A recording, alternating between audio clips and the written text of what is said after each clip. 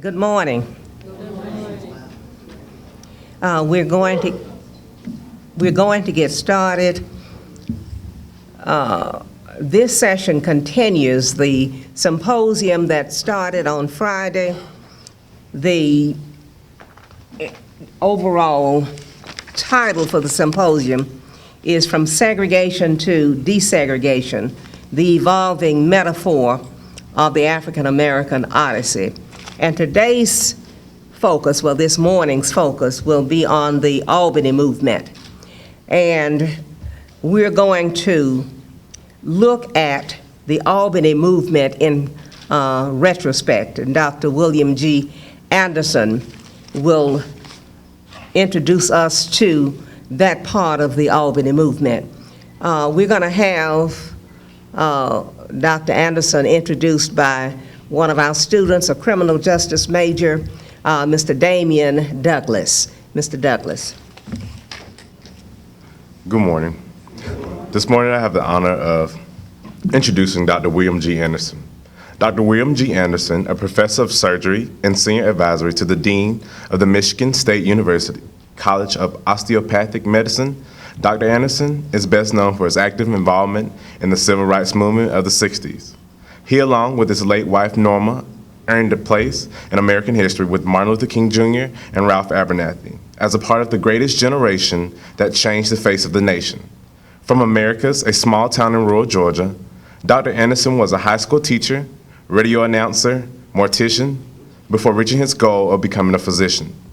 He returned to South Georgia, where he had a successful practice that was interrupted when he became the president of Albany's civil rights movement. He spent much of his time leading demonstrations and going to jail. Dr. Anderson resumed his practices after completing a surgical residency in Detroit and became active in politics of the medicine practice.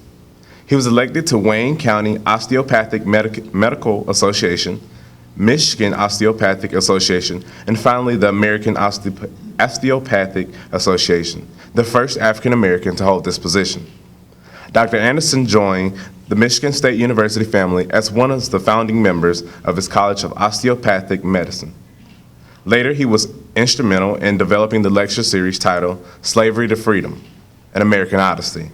The series now is in its 15 years, bears his name. Dr. Anderson has 12 honorary degrees from colleges and universities, including one from Michigan State University. I'm here to introduce Dr. William G. Anderson. I did ask those of you in the back to please come down closer to the front. I promise you I'm not going to open the doors of the church, and I'm not going to take up a collection. But I want you to be closer to me so I can feel you. And when I can feel you, I know I'm connecting with you, and I'll be able to convey the message to you about why Albany. Don't be afraid to come all the way down front, all the way down front. I'm so happy to be here and so happy to renew my acquaintance with a number of you. Shirley came up to see me early. Happy to see you, Shirley. And she was one of my guests at Michigan State University, and you heard mention the fact that for 15 years I have been bringing noted African American and other scholars to the campus of Michigan State University, because you do know that at least there is a generation, I won't say which generation, there is a generation that cannot believe those things actually happen. Hot dog, now I'm going to have a lap mic. That's right. Can I throw this right now, the other one? No. No, I have to keep it, all right. Where was I? But anyway, there are those who could not imagine how we did what we did under the conditions that existed at the time when we did it. And how could we challenge the establishment in the way that we did it and accomplish anything? So some of them think, oh no, that's fiction. Those are figments of your imagination. There was no Selma. And by the way, how many of you have seen the movie Selma? Raise your hand. All right. Those who have not seen the movie, get up out of here and go and see it right now. It is an accurate portrayal of what happened in Selma, Alabama. It's a movie that everybody should see. As a matter of fact, 2 days ago I had Congressman John Lewis as one of my guests at Michigan State University, and of course he was prominent in Selma. Matter of fact, he got his head bashed in and he was bloodied. He'd get up and go and march some more. But John Lewis coming to campus and giving the people there the opportunity to see him and to know that he was a real person. He still is a real person, and he has the scars to prove it. And of course, to show the admiration and respect that people have for Congressman John Lewis, he has been elected now, re-elected 15 times to the United States Congress, and that is a record. The kind of commitment that he made not only helped John Lewis, but it's helped thousands and thousands of others. He was a member of SNCC. At one point, he was chairman of SNCC. And for anyone who thinks that perhaps Dr. William G. Anderson started the Albany movement, no, he didn't start it.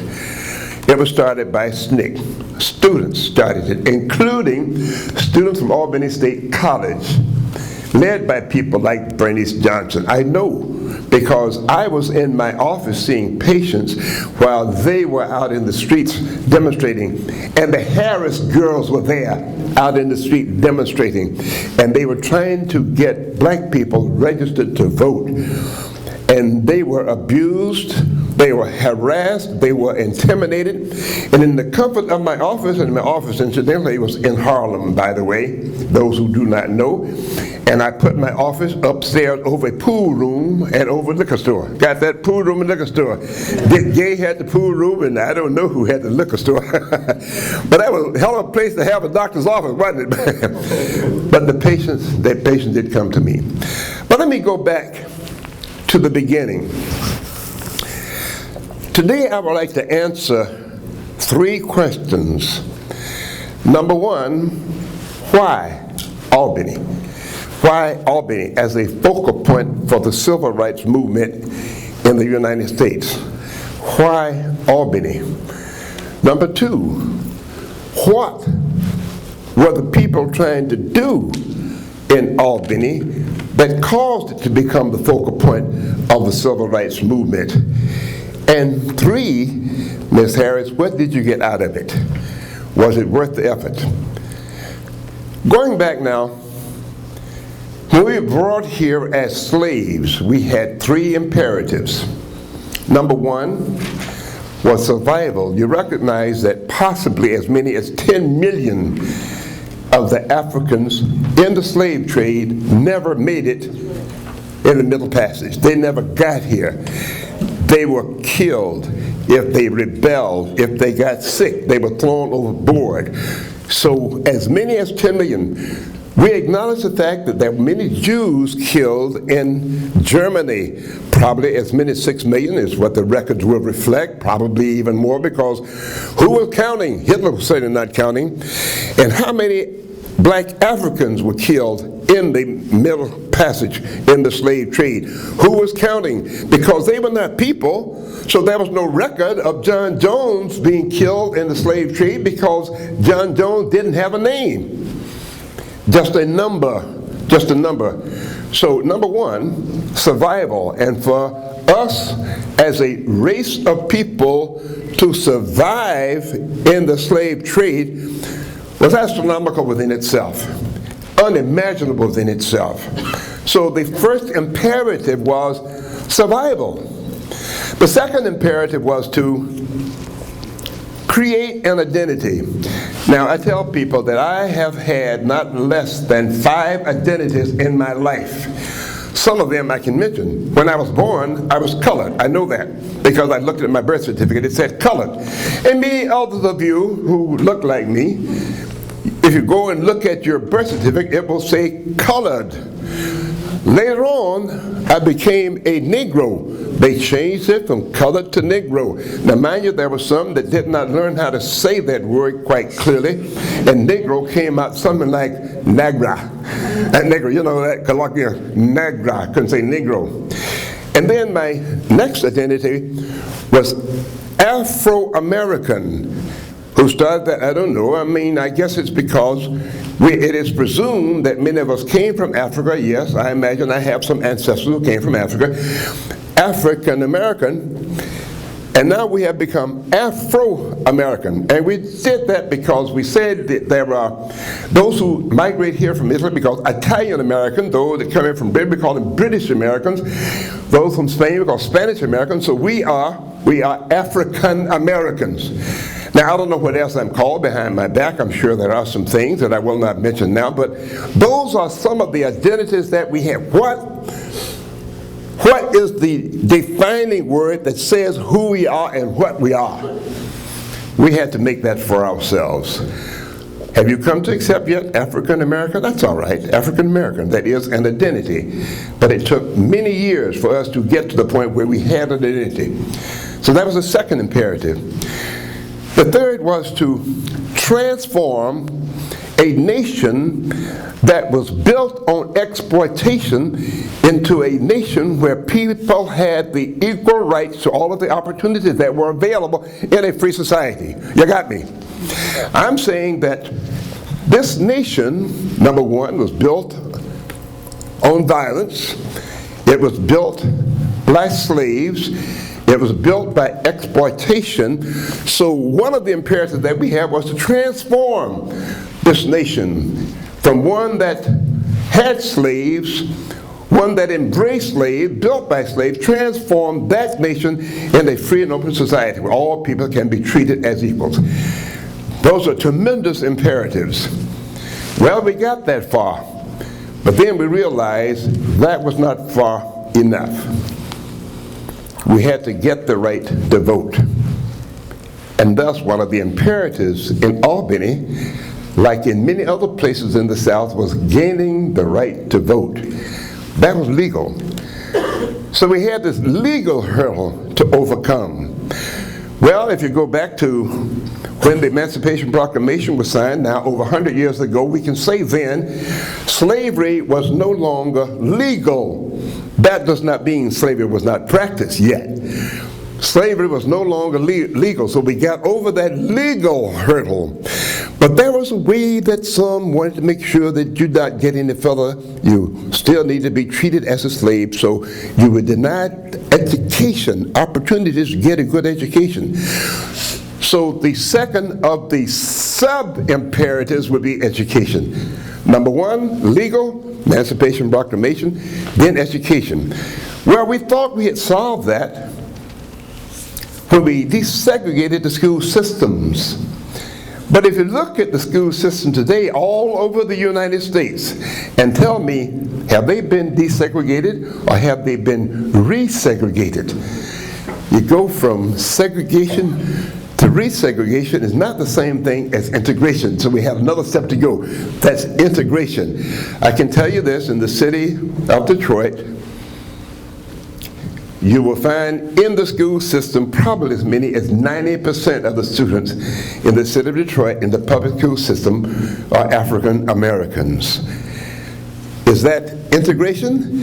It sure does not look like it. But education is key if we ever will reach that point in our lives where we can say we are truly equal opportunities. If we're ever going to reach that point, we also must have equal education. Now, we have a president who is criticized for anything and everything that he might do. I don't care what it is. They say they never should have had the Affordable Care Act. Well, you tell me what you don't like about the Affordable Care Act. Is that you don't like it because everyone is entitled to health care? And if you have a pre-existing condition, you cannot get insurance. Do you like that? Do you like the fact that your children can stay on your insurance policy until they're age 26, as long as they're in school? Do you like that? Do you like it if you have a disastrous illness that they put you out of the insurance? Do you like that? There's not a single one who say, oh no, we agree that everyone is entitled to health care. But if it's an advocate of the President of these United States, we got to be against it. We don't know why we're against it. We have no reason, don't have an alternative, but we have to be against it because it's something that President Obama took the initiative for. So I'm saying that, yes, education is as important, and he said everyone is entitled to at least a junior college education, free. Education should not be denied anyone because of their race, their creed, their color, their religion. No one should be denied access to education, and it should be made free. Now, I can tell you, in the Detroit area, I talk about the private high schools and elementary schools and the public high schools and elementary schools. You take a kid who goes to one of the private schools that has heavy endowment. They have like 5 students in the class. They got all PhDs teaching, and all of them specialists in education. And you go into the inner city and you got 300 students in the class, and you got someone with perhaps a college degree who's teaching them, and you expect the same results. There is no way you can take a kid from an environment where there are unlimited resources and compare them with a kid who has these limited resources and expect the same results. Do not expect it. It cannot happen, people. Education is critical. We went over that legal hurdle. We're not over that education hurdle yet, and you do know that this vain attempt at desegregation by cross-district busing didn't work. And you say, well, you can't buy good education. Well, it helps. You pay the teachers enough, you'll get better quality teachers in all the schools. They don't mind being accountable if you're paying them adequately. Amen. So I'm saying that, no, they don't have to be in the suburbs as compared to being in the inner city to get equal education. If the educators, if the conditions, if the facilities, if the laboratories are comparable, equal to, then you're going to get an equal product. And all of us know that the experiments that we have seen going on in the United States, there was one in Chicago under Marva Collins, and there are others. There was one in Harlem, and there are pockets where there are adequate education system at the elementary school level. And I was talking to one of your speakers who will tell you later on today about his experience where 100% of the students in this pilot school are graduating from high school and going on to college. Education, President Obama says how important it is. You either need to get a junior college education or in a skill or trade, and that's where they need it. So that's sub-imperative. Number 2, you got that with me? Legal, number 1, education, number 2. And third, and possibly the most difficult, is economic. Oh my. I was at the funeral of a good friend of mine in Atlanta a few weeks ago, Herman Russell, who was probably one of the most wealthy of the African Americans in this country. And I said that he had to be in that rank of the billionaires, you know. And those are published every once in a while. Did you know that? I didn't see my name there, and I didn't see yours either. I'm glad to see one of my daughters back here. Michelle, raise your hands. I delivered her, by the way. And I delivered her sisters, by the way. And her father was a classmate of mine at Fort Valley, and her mother is one of my sisters. Well, anyway, where was I? Are you with me now? Economics. So Herman Russell was probably one of the most successful African Americans in the United States. And I say, I know he's got to be in that rank of billionaires. So I Googled African American billionaires. I Googled that. There were probably 10 or 12 African Americans in that category. You look at other billionaires, and the numbers are countless. There are more white billionaires in Albany, Georgia, than there are African American billionaires in the whole United States. But anyway, I looked to see who were the billionaires. Rappers, entertainers, not educators, not scientists, not business people, rappers. Entertainers were the only African Americans that were in that category of billionaires. How do we get economic freedom? Through education. We got the law, although, mind you, the law is being challenged seemingly every other week. As a matter of fact, in South Carolina, they say, we don't need a voter's right law anymore. We don't segregate anymore. While people down in Florida at the last election were standing in line for 12 hours to get a chance to vote. In South Carolina, they cut out early voting. When they can't get it that way, they do gerrymandering to make sure that in each district there are only 2 African Americans who can vote, while there are 2,000 whites can vote in the same area. It's called gerrymandering. They could not take the voting privilege away from you, but they could put you in such a position that your vote didn't count. Doesn't matter. But don't stop, people. Don't pop just like those people stood in line 12 hours to vote. You got to do that. You're not going to gain the kind of economic security that you are entitled to if you don't have the education, even though you might have the law on your side. So those 3 subs: legal, education, economic. I was talking with a couple of the speakers who were with me last night. And James, raise your hand. Thank you very much for the invitation. I sincerely appreciate the opportunity. And to have time to spend with him.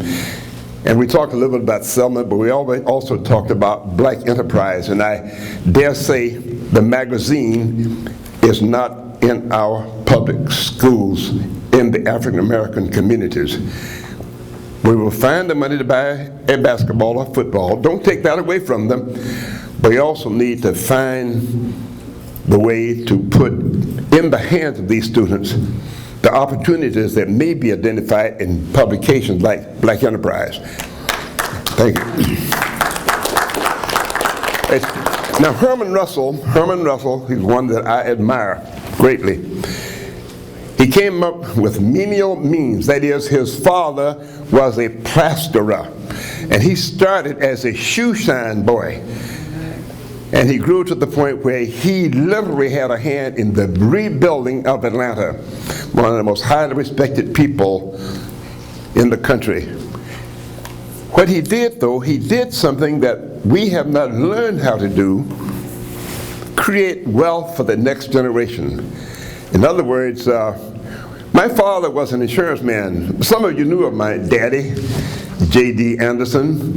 He was district manager of the North Carolina Mutual Life Insurance Company, and I hope all of you bought some of that insurance. And my father, when he died, bless his heart, had been in insurance for 45 years. He left an estate in insurance of $15,000. Got that? He was district manager for 40 years, and he did not have as much as $10 a year invested in insurance, because we did not have that mindset. We were not thinking. He did very well himself. He was able to educate his children, educate a home, and have a car, but he did not have the mindset, I must also help create wealth for the succeeding generations, for my children and my children's children. Well, Herman Russell did a little bit different. He went from shining shoes to building Atlanta, and he put his business in 3 parts because he had 3 children.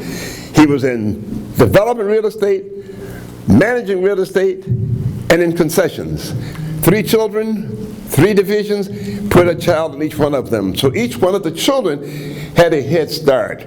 They had some wealth to start with. We need to think in terms of, if we are going to get that state of equality that we want, so that we can share in all the things that are available to us, we have got to be educated, we got to vote, and we have to create wealth. Now I'm coming to Albany. Why Albany? Why did Albany become a focal point for the civil rights movement? I told people you could have defined the word segregation in Albany, Georgia, because everything when I came here was segregated. You could define it. The public schools, the library, the parks, everything was segregated. A black could not hold office. Maybe we had just gained the right to vote, but few were registered to vote, and those that attempted to register and vote were put through the kind of test that no one could ever pass. How many beans in a jelly bean jar? And I want you to read and interpret the Constitution of the United States, and we got 9 Supreme Court justices that cannot agree on what's in the Constitution of the United States, but you had to read and interpret the Constitution of the United States if you got to talk to the registrar at all. But most of the time, she was out to lunch.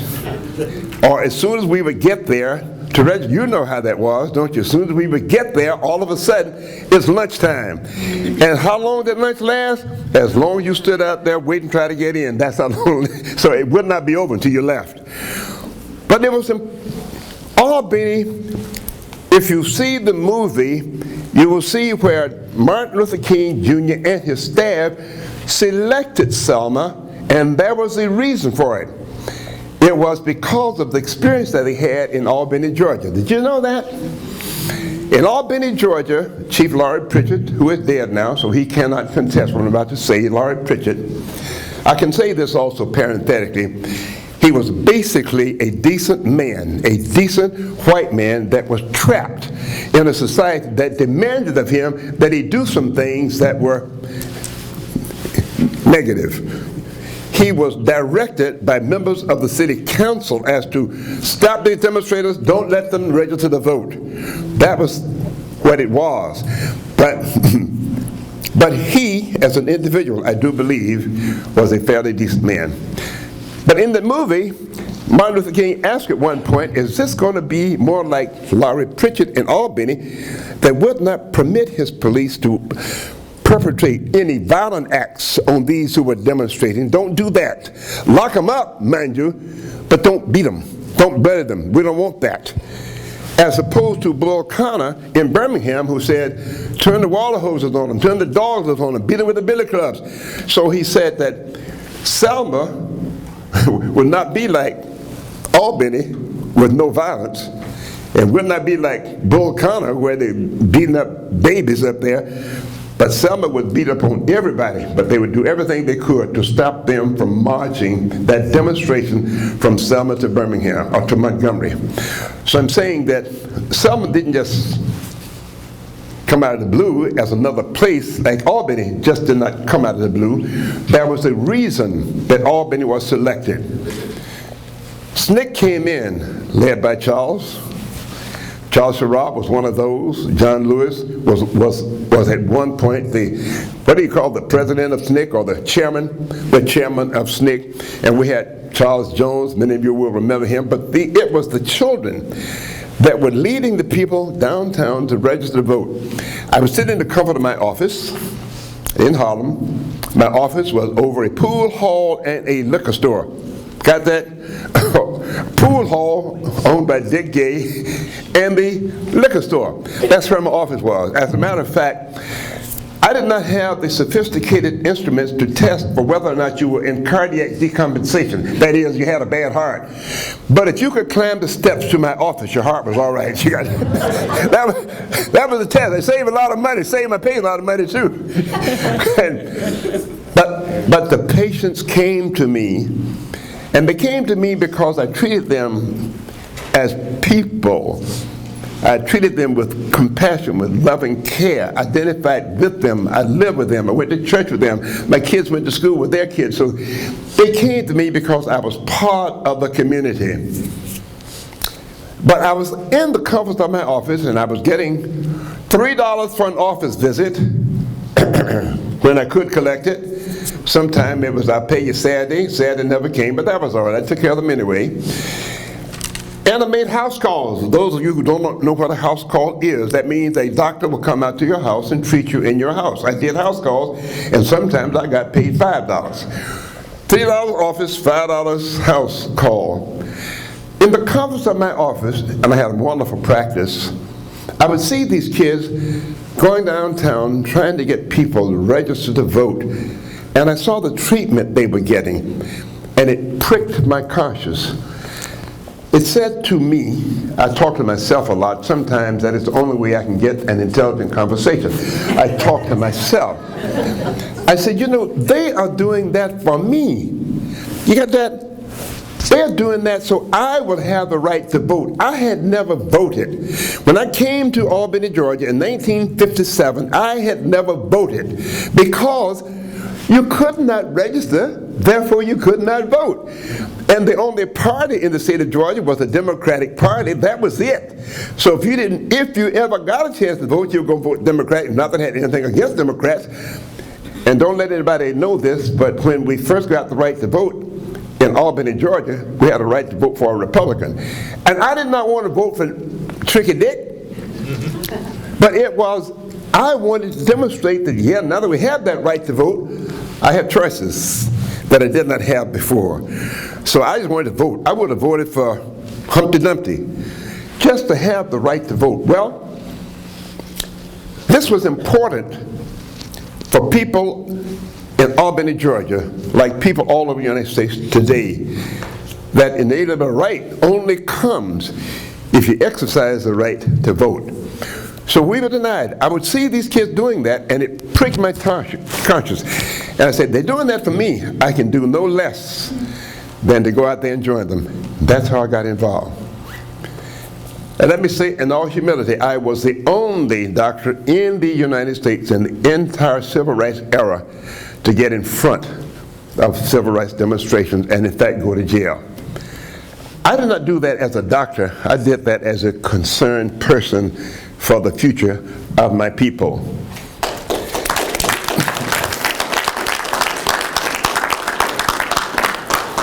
Let me hasten to add, there will be those who will say, what did you get out of it? The newspapers blasted on the front page, Martin Luther King's movement in Albany failed, and all of you read that. But what they did not print was the changes that came about as a result of the Albany movement, starting with number one, recognizing that this nation was built on violence, starting with the Revolutionary War and the Civil War and other wars. There were those who had the mindset of the only way you can change society is by a war. Now, I want you to know President Obama is getting a hell of a lot of criticism right now because he does not hasten to go to war with Iran, with Afghanistan again. He is not in a hurry to go to war. He said, let us seek a solution other than going to war. Well, there are those who said there's no way you can change a city like Albany, defined as segregated discrimination. There's no way you can change it without violence. Well, the black people had come to accept that. They said, why did you accept that system, that denial of adequate education, denial of the right to vote? Because we did not know any better. We thought you had to have a war to change society, and we did not have the means to wage a war. But along came this man with a new theory, with a new philosophy, with a new approach to changing society. It's called nonviolence, led by Martin Luther King Jr. So we embraced that. Even before Martin Luther King came to town, we embraced that because SNCC had taken up the banner for nonviolence. And also there were other organizations like SCLC who had a small presence in Albany, and there was NAACP also with a small presence, and the Urban League had a small presence. And then there were social and civic clubs in Albany that also embraced the same philosophy. Therefore, what we got out of it was blacks realized that yes, we can change society and we can do it in a nonviolent way if we just present our bodies and never stop presenting ourselves, willing to sacrifice our bodies to get the rights that we deserve. Blacks also realized that, white folks don't frighten me anymore like they once did. As we were coming in from the airport yesterday, I said to James, I says, right behind those buildings off of Slappy Drive, my home was 2 blocks off of Slappy Drive on Cedar. 1 block on the other side of Slappy Drive, between my house and Slappy, is where the Ku Klux Klan held their rallies, where they burned the crosses, and where they had those loud speakers going on, and I heard what they were saying about me and my family and all others of you who were involved in the Albany movement. And they would try to strike fear into the hearts and minds of us so we would not do anything like that. But black folks realized that, there's power in nonviolence. And we did not fear them anymore. The Klan could have the rally right 1/2 block from my house, and I was not afraid to go in there and join in. I could stand on the side there and watch those fools. It didn't bother me anymore. It was important, Mr. Farnwell. Happy to see you. I want you to all recognize him. He is one of the people who was responsible for us having the Institute and carrying on for so many years. I want to recognize. Would you stand up, Mr. Farnwell? I want everybody to know him who do not know him. He is one who has helped to capture what we did in Albany and what we accomplished here. But we did it non-violently. So we realized that, yes, we can change society non-violently. And number two, we're not afraid anymore. We lost that fear. And we used to sing those songs during the mass movement. Man, Mike, I might get you to raise one of those songs before we get out of here. But then white folks also came to the realization, those colored folks aren't going to take that anymore. They are not going to be denied the opportunity to register and vote anymore. They're going to demand opportunities for education. So they are not what we thought they were, and they have changed literally overnight. And they are different people. We're going to have to learn how to deal with it. Well, they did not want to deal with it in a positive way, but after the Albany movement began to wind down and those come in to see what did you accomplish, we said that the libraries are closed, the parks are closed, the swimming pools are closed, you don't have any black policemen, no black elected officials, you still can't register to vote. But they did not realize that the most important thing that came out of the Albany movement was a change in perception and a change in attitude. What white folks perceived black folks to be, they were not anymore. And what black folks perceived white folks to be, they were not anymore. Blacks did not fear whites anymore, and whites came to the realization that blacks are not going to accept things as they were anymore. Change in the mind, change in the heart, other things will come second. Change the attitude and the perception, and the physical changes will come automatically. And they have. I came back 5 years or so after I had left Albany to go to complete my education. Of those who do not know, I was in family practice when I was here, primary care it's called now. My education was interrupted because I ran out of money. Do you understand running out of money in school? You understand that? I ran out of money. And I said to myself, okay, I'll go out and practice for a couple of years. I'll save up some money so I can go back to school. Well, I got that here in Albany. In a couple of years, I saved up a few dollars, but I could not go back. I could not leave the people of Albany because of the conditions that existed here. And I saw the people were ready for a change. They were ready for a change.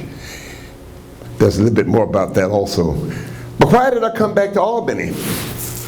I didn't want to come back here. I trained in Flint, Michigan. I did my internship in Flint, Michigan, where I had a modicum of freedom up there. As a matter of fact, I had great opportunity to start a practice up there. There were a group of surgeons up there who had committed to establishing me in practice there. And they said, we will pay all of your expenses to get you started. All you have to do is come here and go to work. And they said, you already have a practice built because my reputation had spread throughout the Flint community, because I did do, let me say this in all humility, Flint Osteopathic Hospital had never had a better intern than me. How is that? Is that humble enough? They had never had a better intern than me. And they knew that. And so they said to me, we do not want you to bury yourself in the colored area. It even had that then. We want you to be on the border street because based on the experiences you've had at the hospital, you're going to have as many white patients as you have colored patients. So we want you to be available to both. Ready-made practice. My wife said, you made a promise. Oh God, women can remember things that they want to remember. Men, those of you who are married, you know what I'm talking about. My wife could remember everything I had said and done, date, time, place, conditions. We were married for 61 years, and she could remember everything, especially bad things that I'd done, you know what I mean? And she said to me, you said before you left Georgia, if I get my education, I'm going back to where they need me. She says, they don't need you in Flint, Michigan. They got many doctors, many hospitals. They don't need you. You're going back down south. I said, damn. And she got some backup from a couple of professors who also said, she's right. They don't need you here. They need you. Now, I did not realize, I was not that perceptive of why they needed me. Not me so much as an individual, but me because now I am a professional, now I am a doctor. And my people had come to respect only 3 people. I'm talking about held in high esteem. The teachers, the preachers, and the doctor. That was it. If you were to place your trust in anyone in the community, those 3 would be at the top, would they not? No. So there were a couple of African American physicians here. While they were supportive, they would not get out there on the front line and march and go off to jail. Now mind you, again, let's give them credit. Dr. Shirley and Dr. Reese did take care of my patients while I was in jail. They did that. As a matter of fact, Dr. Reese helped me to get into medical school. I had a great deal of respect for him and admired him. But C.B. King was a lawyer. He couldn't get out there in a demonstration because somebody had to represent us when we went to jail, Shirley, and so he couldn't get out there. But what I'm saying is, because I happen to be one of the 3 that people automatically respected. You got that? Automatically. I did not have to prove myself. They knew I was taking care of my patients and they knew I cared for them. All I had to do was get out in front and say, follow me. I did not know what I was getting them into. But because I said, come on, we're going off to jail to protest this denial of the right to register and vote. And they followed me. And several hundred followed me. And when I got several hundred people in jail, I said, oops, what am I going to do next? We didn't have any money. We had a lawyer, but he wanted to be paid. Lawyers want to be paid all the time. I'd gotten myself in a situation where people followed me because of the admiration and respect they had for me, because I happened to be a physician, number 1. Number 2, because I was willing to get out and join them. I didn't say, you go, I'll follow. No. I got up front and led several other demonstrations. So now what am I going to do? We had about 1,000 people in jail. But then I remembered, I had met Martin Luther King Jr. many years earlier in Atlanta. And that's another story. Where's James? Did he leave me? Would you let me know when I run out of time? Yeah. Okay. There are a lot of stories. A lot of stories. But it's important that you get to know how these things all came together. I did not know what I was doing. I had no experience in leading a civil rights demonstration or any other kind of demonstration. I was a doctor. But my conscience said, I got to be a part of this. This is too big. This is bigger than the practice of medicine. This is bigger than education. This is bigger than anything. We got to get the right to vote. That was one of those imperatives. So I remembered I had met Martin Luther King Jr. when he was just graduating from high school, David T. Howard High School, on his way to Morehouse College. I had married Norma Dixon, whose home was in Atlanta, and she was going to school in Fort Valley. So when I came out of the Navy, I was in the Navy for a couple of years during World War II, and someone asked last night, well, how old are you? I said, I'm 87. You what? I'm 87. Well, what's wrong with that? I don't know many people who are 87 and still alive. Well, that's right, I don't know either. So I was looking at a number of those who were active in the movement, and I said that Slater King is dead, C.B. King is dead, Marion Page is dead, Odom is dead. Damn, I'm the only one left. But anyway, It's not because I do all the right things, Ms. Harris. I want you to know that. But I have been blessed with good genes, and my parents probably gave me good genes that have caused me to live this long. I also take care of myself. I don't smoke. I drink a little bit. Is that all right, Reverend? I drink a little bit. I like to look at beautiful women. Is that all right too? I mean, and I have a beautiful girlfriend. You know that too? Okay. But what I'm trying to say, where was I? Are you keeping up with me now? When I married this lady, and I got out of the Navy and went to Fort Valley, and she saw me walking across the campus one day, and she looked at me. Now, for you men who think you chose your wife, no. They choose you. They decide who they're going to marry. She saw me walking across the campus looking proud. You know, I'm an ex-Navy veteran, and I'm back here as a sophomore in college, and she was a lowly freshman, and she looked at me and she said, "You see that fool? He ain't got nothing.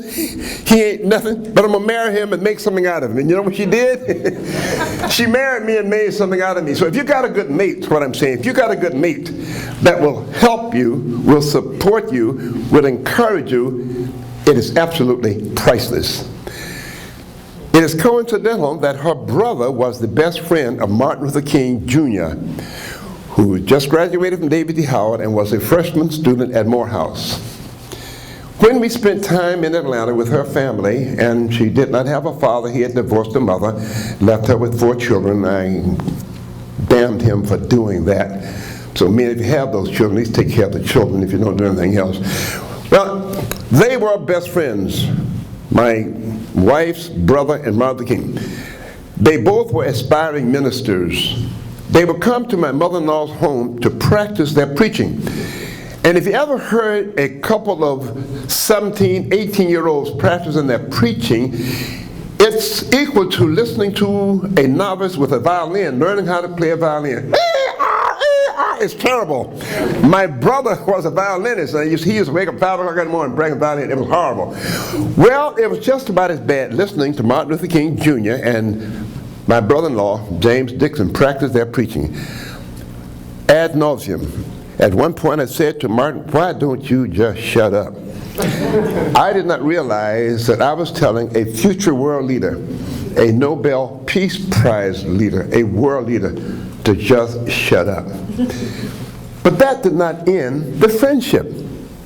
We bonded in my mother-in-law's house many years before he finished Morehouse and Crozier and Boston U, many years before. But that was a friendship that endured. Put a pin in that. Make friends wherever you can. Make friends wherever and whenever you can. You never know when you're going to need them here. So remember, I had befriended Martin Luther King. Change scenes and go to Montgomery, Alabama. Why would anybody in Atlanta go to Montgomery, Alabama? Well, while I was waiting to get into medical school, I went to mortuary science school. And keep that a secret, which I don't want anybody to know. I, as a practicing surgeon, was first a mortician. And I want to be sure I didn't get the two mixed up. But I went to Montgomery because a man by the name of J.H. Lovelace, I will always remember him, and this was in 1947. He needed a mortician, and he called the mortuary science school in Atlanta and said, "I need a mortician. Do you have anybody?" And they said, "Well, Anderson just graduated. He was a pretty good student, and you know he can do the job." So he invited me to come for an interview, and he found out what my ambitions were, and my ambitions were not to stop with college, but to go on and become a doctor. I had to finish college in order to qualify to get into medical school. So he said to me this, "Come to work for me, I'll pay you $15 a week." Got that? $15 a week. But here's what I want you to do. I want you to bring me your school schedule, the schedule of your classes. I want you to work when you're not in class because, damn it, I want you to stay in school. Now, for those of you who have the opportunity to encourage some of these people who are wondering, can I make it through school? Put the onus on them. I will pay you, I will give you a job if you stay in school. Drop out of school and, go elsewhere. But J.H. Lovelace encouraged me to stay in school and give me the opportunity to take care of my family. That's how I wound up in Montgomery, Alabama. Another coincidence. Who turns out to be one of my classmates? Ralph David Abernathy, who was nothing. Well, I say nothing. He was a college student, like me, Ralph David Abernathy. And he had a little bitty car, a little coupe. And my wife needed to get around to go grocery shopping wherever we can because we had a child then. And I had a little motor scooter that I paid $40 for, I think. I had a motor scooter, he had a coupe. He loved to ride my motor scooter. I could use his coupe. So I would use his coupe to take my wife shopping, and he would ride around in my motor scooter. But he also would eat my dinner. My wife fell in love with my friend Ralph Abernathy. Well, but we loved him so much that he became a part of the family, and he became the godfather of my oldest child. Again, make friends wherever and whenever you can. Friend of Martin Luther King Jr., who I said, why don't you just shut up?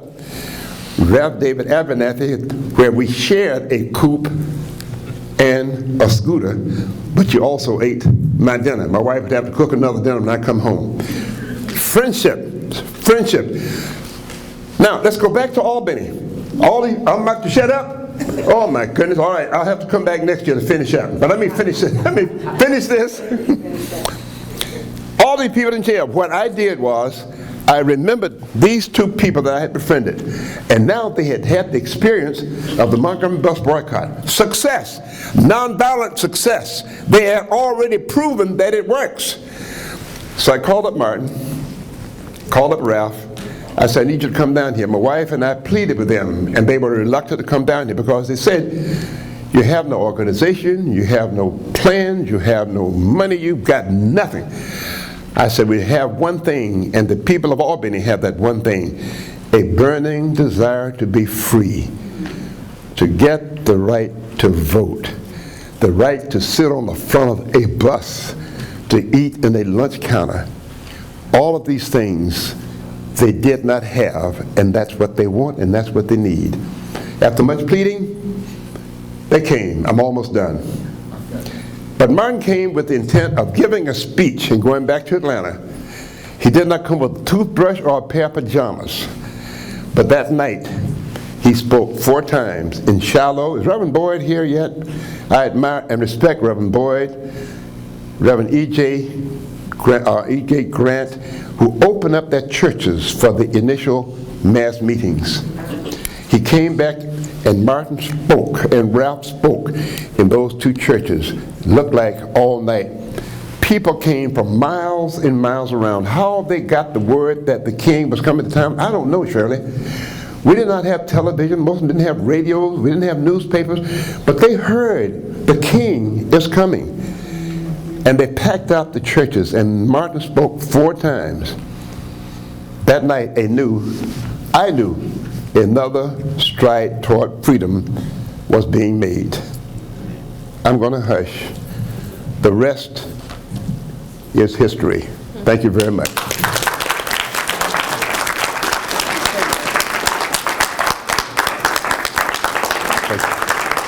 want to thank Dr. Anderson, and we're just so sorry we didn't have enough time to let him finish.